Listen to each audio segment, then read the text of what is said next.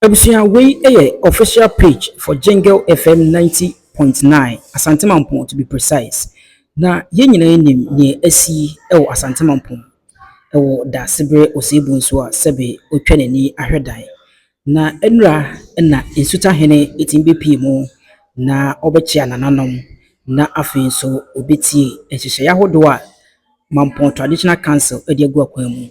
Na mepese ye kwakọ video no, but for now nana anyone say all signing book of condolence or hono a all signing nyina no na kwakọ ye arehosem a enya asemketo anti yenko na ye enjoy the full video no wo abra Nsuta Hene ebepie mu e wo Asante Mampong.